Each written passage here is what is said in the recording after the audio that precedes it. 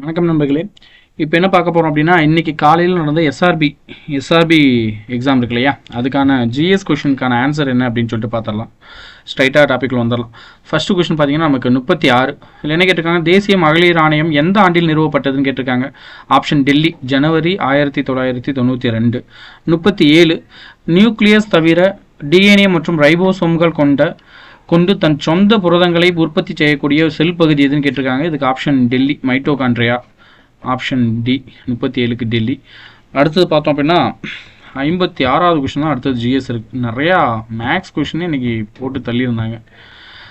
ஜிஎஸோடைய முன்னெல்லாம் பார்த்தோம் அப்படின்னா சயின்ஸில் அதிகமான கொஷின்ஸ் கேட்டுட்டு இருந்தாங்க. இப்போ அதெல்லாம் குறைச்சிட்டு மேக்ஸ் இம்பார்ட்டன்ட் கொடுத்து காமிச்சிட்டாங்க. இங்கே ஒரு மேட்ச் கேட்டிருக்காங்க 56ல், ஆக்சிஜன், அயன், அலுமினியம், சிலிக்கான் அப்படிங்கிறது சொல்லிட்டு. அந்த வகையில் 56க்கு ஆன்சர் பார்த்தோம்னா டெல்லி. இதை மேட்ச் பண்ணி பார்த்தீங்கன்னா ஆன்சர் கரெக்டாக இருக்கும். 56க்கு டெல்லி. 67 அடுத்த கொஷின். 67 பார்த்தோம் அப்படின்னா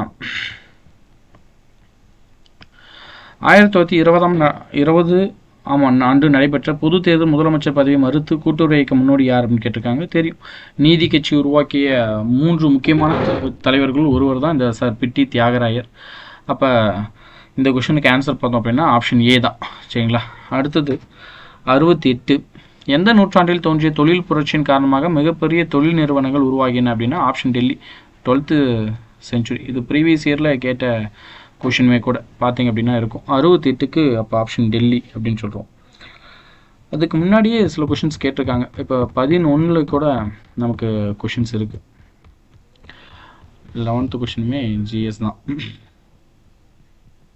இதில் பார்த்தோம் அப்படின்னா நமக்கு டிஎன்பிசியில் இருக்கக்கூடிய ஒரு முக்கியமான போர்ஷன் தான். ஆங்கிலேயருக்கு எதிரான தொடக்ககால கிளர்ச்சிகள் அங்கேருந்து கேட்டிருக்காங்க. பின்வருவனற்றில் எவை தவறாக பொருத்தப்பட்டுள்ளதுன்னு கேட்டிருக்காங்க. இங்கே ஆட்சியாளர்கள், இங்கே பாளையக்காரர்கள். மருது பாண்டியர்கள் அப்படின்னா இங்கே ராமநாதபுரம் அப்படிங்கிறது கிடையாது. ஏன்னா மருது பாண்டியர்கள் அப்படின்னாவே நமக்கு தெரியும் இவங்க யார்கிட்ட வேலை பார்த்தாங்க அப்படின்னா முத்துவடுகநாதர் இல்லையா, முத்துவடுகநாதர். அந்த வகையில் பார்த்தோம்னா முத்துவடுகநாதர் எந்த பகுதியில் இருந்திருப்பாங்கன்னா சிவகங்கை இல்லையா, சிவகங்கை. அப்போ பார்த்தோம்னா இது தப்பாக தான் பொருந்திருக்கு. அடுத்து கிருஷ்ணப்ப நாயக்கர் அப்படிங்கிறது வராது. அப்போ 1, 2 இது ரெண்டுமே தப்பாக இருக்குது.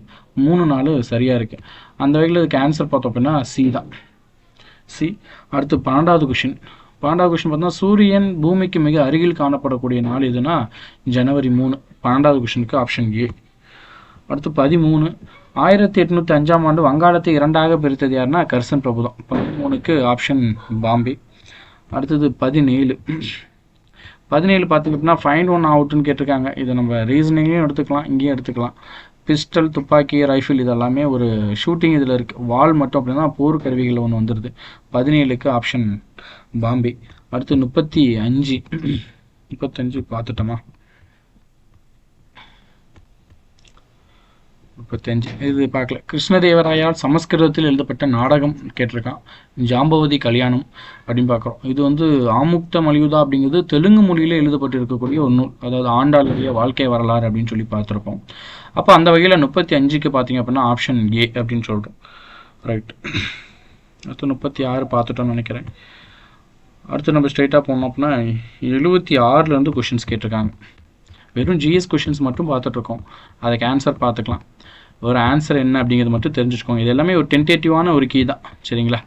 அந்த வகையில் எந்த ஒரு குழப்பமும் வேணாம். பின்வரும் ஒன்றில் எது தமிழ்நாட்டின் பெரிய துறைமுகம் அல்ல அப்படின்னு கேட்டிருக்காங்க. பார்த்தோன்னே தெரியும், நாகப்பட்டினம் அப்படின்னு சொல்லிட்டு.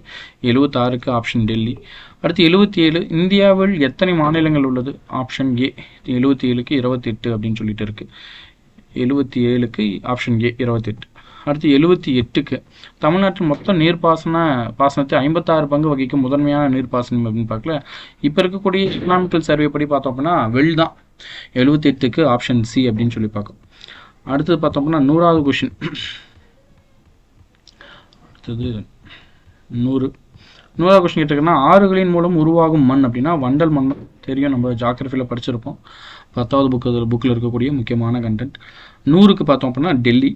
101, புலப்படுத்தப்பட்ட ஒளி காட்சிகளை ஆற்றலும் சிதறடிக்கப்பட்ட ஒளிக்கற்சினை மற்றும் ஒரே மாதிரியாக இருந்தால் அது எவ்வாறு அழைக்கப்படுகிறது அப்படின்னு கேட்டிருக்காங்க. 101க்கு மீட்சி சிதறல், எலாஸ்டிக் ஸ்கேட்டரிங். அடுத்தது 102, மெட்ராஸ் என்ற பெயர் சென்னை என அதிகாரப்பூர்வமாக மாற்றப்பட்டது அப்படின்னா ஆப்ஷன் சி. 102க்கு 1996 தான். நமக்கு தெரியும் தமிழ்நாடு அப்படின்னு சொல்லிட்டு பெயர் வந்துச்சுன்னா அது 1969 ஜனவரி 14. இந்த தமிழ்நாட்டிலேருந்து சென்னை அப்படின்னு சொல்லிட்டு பெயர், அதாவது பெயர் மாற்றுறது பார்த்தோன்னா கருணாநிதியோடைய ஐயாவுடைய காலகட்டத்தில் 1996. அப்போ 102க்கு ஆப்ஷன் சி அப்படின்னு சொல்கிறோம். 103 மாண்டேகு செம்ஸ்ஃபோர் சீர்திருத்தம் எதன் மூலம் அறிமுகப்படுத்தப்பட்டன அப்படின்னா ஆப்ஷன் சி. மாண்டேகு செம்ஸ்ஃபோர்னாவே 1919. ஈஸியாக ஆப்ஷன் வச்சு போட்டலாம். ரைட். அப்போ 103க்கு ஆப்ஷன் சி அப்படின்னு சொல்கிறோம்.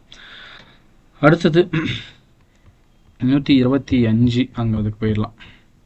25, 26 இந்த கொஷின் தான் இருக்குது. ஜிஎஸ் கொஷின் ரொம்ப கம்மியாகவே தான் கேட்டிருக்காங்க இல்லையா. அடுத்து 125 ஆஸ்ட்ரேலியன் டெட்ராய்டுன்னு கேட்டிருக்காங்க, தெரியும் நல்லாவே. ஆப்ஷன் டெல்லி. 125க்கு டெல்லி.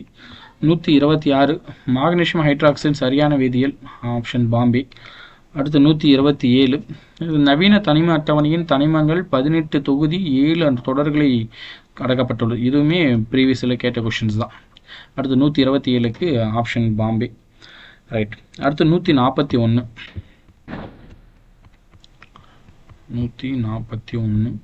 நபார்டு எப்போ உருவாக்குனாங்கன்னு தெரியும். டெல்லி தான் வரும் 141க்கு 1982. அடுத்து பார்த்தோம்னா 148 பார்த்தோம் அப்படின்னா சுபாஷ் சந்திர போஸ் சுதந்திர இந்தியாவின் தற்காலிக அரசாங்கத்தை எங்கு நிறுவினார் அப்படின்னு கேட்டிருக்காங்க. இது வந்து டெல்லி, சிங்கப்பூர் தான் ஆன்சர் 148க்கு. 149 தார்மீக மதிப்புகளை புறந்தள்ளும் பொருளாதாரம் உண்மையற்றது என கூறியவர் அப்படின்னா மகாத்மா காந்தி. நமக்கு 11th எக்கனாமிக்ஸில் இருக்கக்கூடிய ஒரு வரிகள் தான். 149க்கு சி. அடுத்து 150 அப்படியே மேட்ச் பண்ணிங்க அப்படின்னா அதுக்கு ஆன்சர் பாம்பே வரும். சரிங்களா, அவ்வளோதான். அடுத்தது பார்த்தோம் அப்படின்னா 172. சரிட்டா போயிடலாம். ஆன்சர் மட்டும் செக் பண்ணிக்கோங்க போதும். 172 அனைத்து பக்கங்களின் நீரால் சூழப்பட்ட ஒரே கடல்னா சார்கோசோ கடல் அப்படின்னு சொல்லிட்டு 172க்கு பாம்பே. அடுத்து 173 வேதங்களுக்கு திரும்புங்கள் யார் சொன்ன கேட்டிருக்காங்க, பாம்பே. 173க்கு சுவாமி தயானந்த சரஸ்வதி. அடுத்து 184 அதெல்லாம் தமிழ் இருக்குன்னு நினைக்கிறேன். ரைட். அப்போ இது வரைக்கும் பார்த்தது தான் நமக்கு ஜிஎஸ்ல கேட்டிருக்கக்கூடிய கொஷின். ஆன்சர் பார்த்துக்கோங்க. ரைட். நன்றி.